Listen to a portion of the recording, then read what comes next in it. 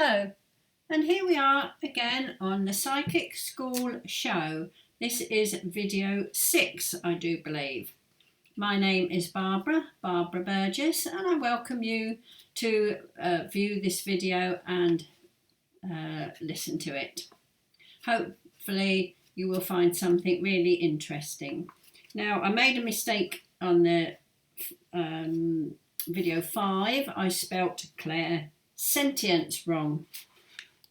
I said it was minus the, I don't know if you can see it, the sun's quite bright, minus the C, but it's minus the S, but it's got S in it.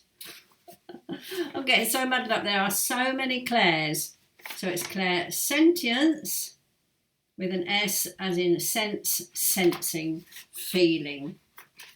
And this video, video 6 for you, is Clairtangency, which is touching, things are tangible. Clair meaning clear, tangency meaning touching, and it's very much attuned to or akin to psychometry. So psychometry and clairtangency are when you touch an object and you get a message or you get information. Now everything has got an aura. Every single thing has got an aura. Crystals have got auras. Furniture's got an aura. Everything's got an aura. And I'll talk to you about auras on one of the other videos. So with psychometry, you hold an object in your hand and you can get details from it. Now, I went on a course at Luton College of Further Education, and it was there that I realised I was psychic after all. And we were asked to bring in an object, and in those days I used to collect antiques, and I took in a very ancient jug, beautiful jug it was, and a very old key, massive key. I think we found them. I don't think the jug I probably bought from an antique shop, but I think the key we found because my husband Richard used to work in very old pubs and very old buildings, and I took those along, and the rest of the class were absolutely scared stiff of holding these two objects because they were so ancient. Now, I've said it before in the videos, there's nothing to be frightened of, there's nothing to be afraid of. With the jug, I did psychometry on that and saw horses in fields, and the tutor, Philip Griggs, also saw horses in fields. Now, I've got some objects here. You can do psychometry on just about anything, as I said. So you can, I've got a little jewellery box here, and you hold it in your hand, and you can do it with your eyes closed or your eyes open. If you close your eyes, you're shutting yourself away from other, I was going to say abstractions, that's not the right word. Distractions is the word I'm looking for. So hold the object in your hand and just see what you get, and it's the first thing that comes into your mind, and to practice, write it down. Okay, and I've also got here, look, I've got a coat hanger. You can even do psychometry on a coat hanger. You can do it on people's shoes, on handbags, anything and everything. A lot of psychics, when they do psychic fairs or psychic readings, what people have on them is jewellery, watches, necklaces, rings. So you take a necklace, place it in the palm of your hand, and what you can do is push it into the palm of your hand. Keep your eyes closed if you want to help you, and push it into the palm of your hand. Make sure you don't break it if it's a piece of someone's golden jewellery. And you can also fiddle with it with your fingers. That's another way of getting messages. Then I've got rings here. So get people to give you a ring. Place that in the palm of your hand and push it into the palm of your hand. You might have to push it in quite hard, or, as I say, fiddle with it.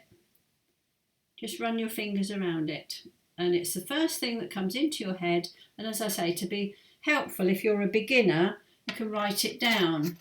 Now, what I wouldn't recommend is using money, because everyone touches money, so therefore you're going to get all mixed messages. You're going to get messages from everybody who touched that money. And the same with keys, house keys, car keys, mobile phones, things that other people will get hold of. You'll just get a load of mixed messages from them. Now, another lovely thing you can do is get psychometry. You can use a photograph, and you can place the photograph in the palm of your hand like that, and just hold your hands very gently over it and see what messages you receive from the photograph. All right, and also I've got a letter here. This is from a lady. I had no end of letters from this lady. I did animal communication for her, and she's from Scotland, way up north, and she often writes to me. We're great friends. So you can hold a letter in the palm of your hand and get messages from that. You could get feelings. You might hold a letter or any object, and you might get anything. You could get headache, feel sick, because the person who sent you the letter also has a headache or feels sick. Now, I do remember being in an open circle in the church once, and I went round collecting the money, and this man gave me a £1 coin, and honestly, it just felt so heavy. It felt like a ton weight. I went, oh, goodness gracious me. So that man probably was feeling low, down, depressed perhaps.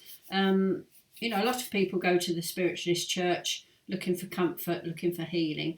But as I say, I do remember this man giving me this £1 coin, and it just felt so heavy in my hand. So psychometry is a lovely thing to do. And as I say, you can do it with anything. If you're working with clients, or if you want to learn to work with clients, as I say, they've generally got jewellery on them. I have had 1 or 2 people turn up, and I haven't had anything with them. Mobile phone, they've not had anything. And I do remember this lady had a little ribbon in her hair, so I did psychometry on that. So there we have it, psychometry. Have a little practice with that. As I say, any object, just practice. Go to an antique shop, buy something that's really, really old, and see what you get with that. I remember my stepfather, he was in the war, he was a prisoner of war, and he also was one of the first people, he was a Royal Marine, and he was one of the first people to go to Belsen and help the prisoners there. And he gave me his beret to do psychometry on, and I saw people being parachuted over wherever it was, Austria I think it might have been, I can't remember now. And he said yes, they were.